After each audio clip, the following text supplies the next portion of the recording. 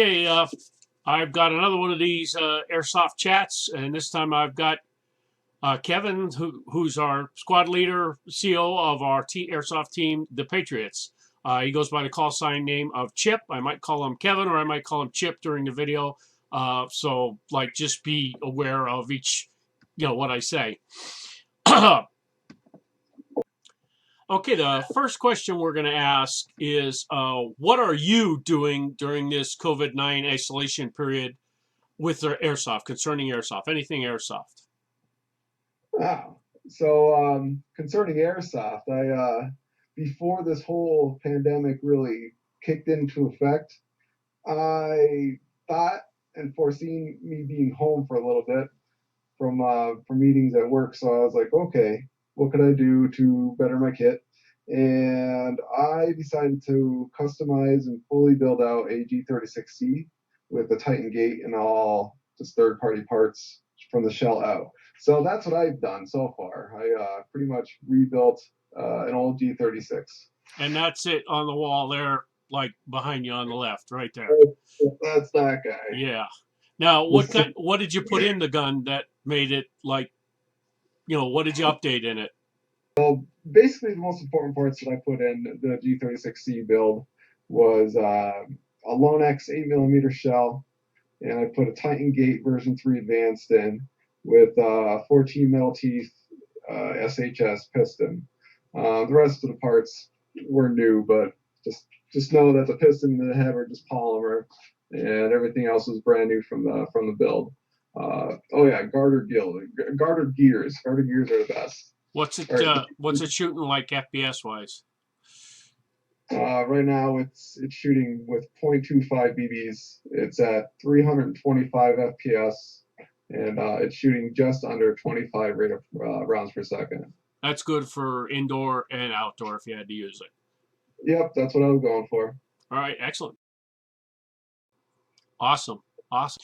Okay, next question we're going to ask is, when do you expect to go back to playing airsoft? Now, on the other video I did, I already mentioned about we canceled April training that we have, second Saturday every month. We canceled or March, April, and we are canceling May's training. I don't expect to go back till June sometime, like playing open plays, whatever, even at my field.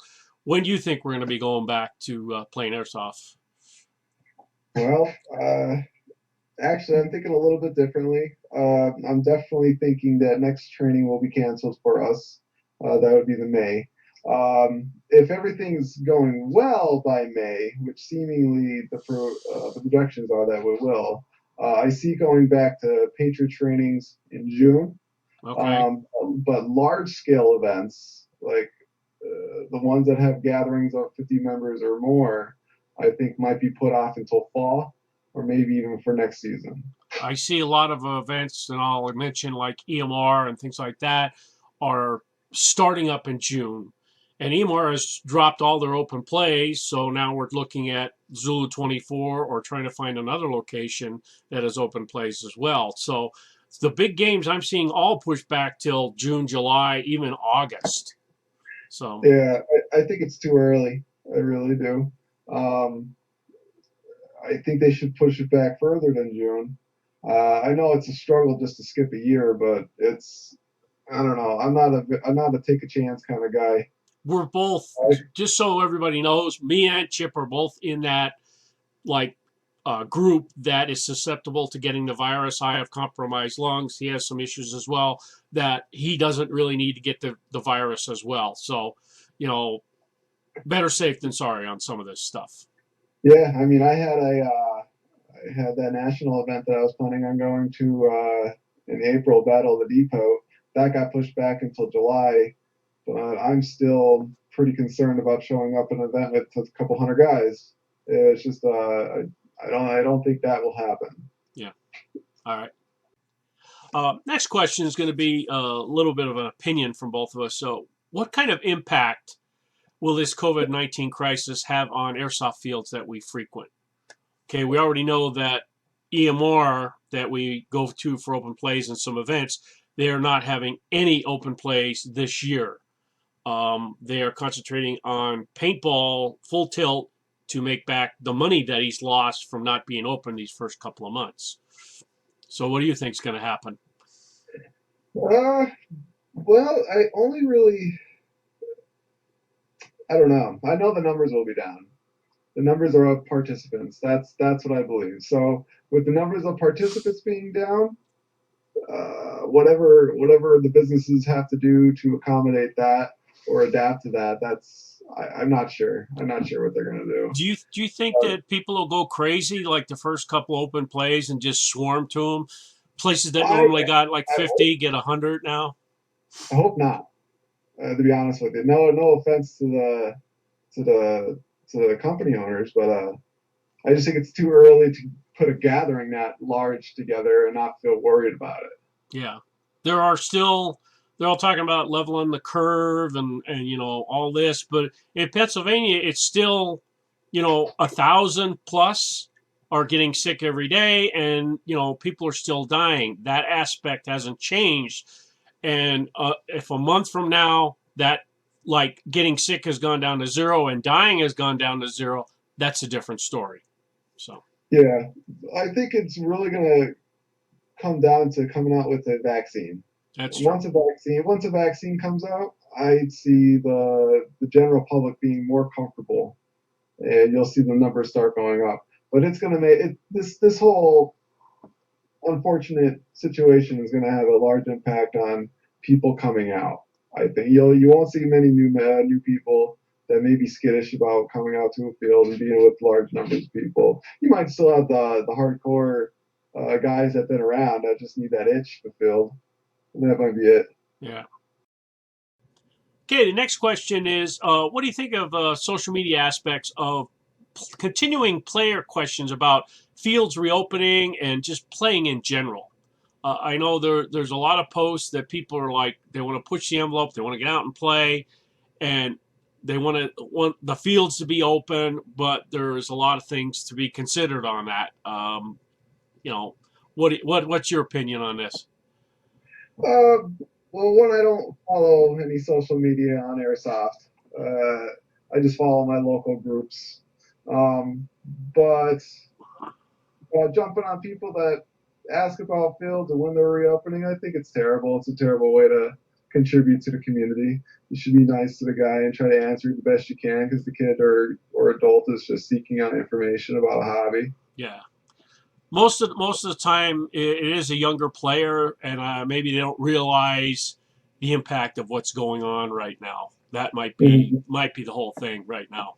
So okay, this is sort of touching on social media too.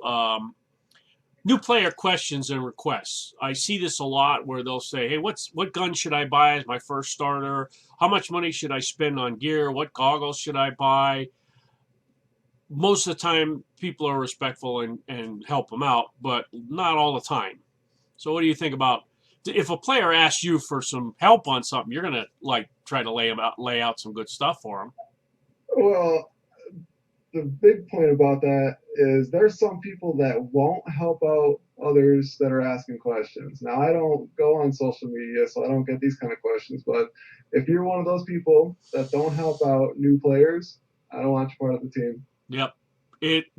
Those are the future players. Like, and if you treat them like crap, they're gonna treat the new players that they could, are dealing with like crap as well. And that's fine. Treat them like crap because then we know who you are. Next question we got is, what would you tell an individual? What would you recommend if they asked you for their first airsoft replica to get? Uh, well, I'd ask them what their favorite gun was that they used in Call of Duty. And then I would basically tell them you probably could find that as an airsoft rifle and get that. However, if it was me getting a rifle for the first time, I'd want something that there was a lot of third party parts for readily available for it because Murphy's Law, something's going to break. All right. Another question, which deals along with the first one, is what replica would you not recommend as the first one they get? Not recommend. Yeah. You know what? I would not recommend a lower end AEG or a lower end rifle of any sort. I would try to recommend something on the medium ranges that I know has a good reputation for just working out of the box. But I would also try to not recommend something that was very specific and not a lot of third party parts are readily available for it.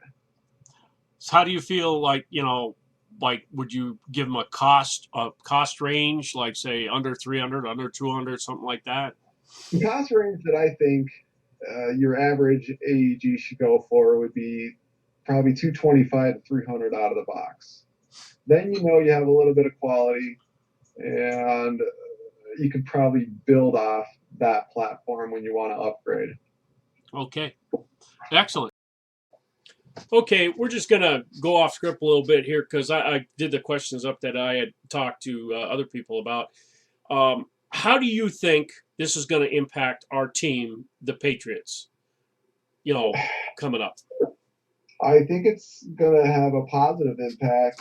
I think in the upcoming months, when everything starts reopening and we feel safe enough to actually go airsoft, I think the safest place to go airsoft will be your local field for all of us to play at. So I think, if there anybody, if they're thinking like me, they got an itch. I have an itch to go play right now, and I don't feel like going to a large scale event, but hanging out with 15 of my friends, that's a good time. I'd rather just do that. So I hope everybody else has the same idea, and then when it comes time to coming on to training, what else is there going to be doing? I mean, you can't leave the house to do too much stuff. No concerts, no sporting events.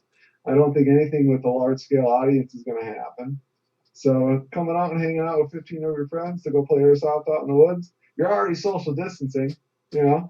It's I think there's going to be more action at my field this year, and like if we go with just looking at the roster that we have now, we have 14 active members, we have two reservists, and we had three guests that were going to come out. So that's like 19, 20 people we were going to have, like with all Yeah. the guests. Well, we were going to have 20 with Billy's girlfriend. So we were Which going to have 20 people at the field. I think that's a good solid number for feeling comfortable for what the situation it is right now on an airsoft field. I just have smaller games. That's what it's going to come down to. Back in 2005 to 2010, that's all there was. There was smaller games. They just popped up. Maybe it'll go back. Maybe it'll go back to those times where it was more frequent, those smaller little open plays. Yeah, You know, people will start like if they got some land and got a couple of friends, you're gonna see like groups of 6 or 8 get together and play where they can't drive 2 hours to go to an op because they're not or a field that might not be open or catering to airsoft, right? yep. So Some that's of, got some to of my fond memories were at the Saints field. Now it's just a small little player-owned field. Yeah, I had a lot of fun when I started out going to Concrete City. That was a little dangerous, but it was a lot of fun. That was small. That wasn't big. Saints was Mm-hmm. awesome. Iron Triangle, that was a really small field, little like long linear field. Well, That was it, awesome it field. it's gonna be a new era because I think people just started thinking bigger and badder and what's the biggest event, what's the most area to cover. I think those days are going to come to an end, and I think it's going to have an impact. Maybe you'll see these smaller fields open back up again, and maybe are player owned, and who knows? So I do see like big fields like OTP and that Atlas Airsoft down below. OTP Mm, is 2.5 hours from us, and Atlas is 3 hours from us. They're doing all these open things. They have a thing out there. Oh, we're gonna the first game we have. Don, make sure you and the Patriots come down. I've been told, and I'm like, that's awesome, but I I, don't know I, if I want to drive 3 hours to go to a location with 100 people. I'm going to be honest. I don't think you're going to see negativity come from getting together with over 50 people. Yeah. I could see that happening, and I'd be surprised that the general public wants to get together with a large scale event of that nature at this point. And I mean, I don't have any want to do that at the moment. Like I said, 15 guys at the Patriot Field. That's probably going to be it for a little bit. Yeah. But I mean, I can't see myself going to a large scale event. I'd rather just be safe. You know, there's always next year. Yeah.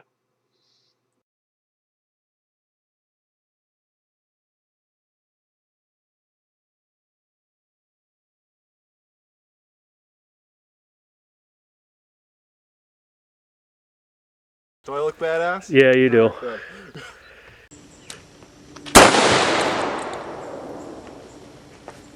Wow.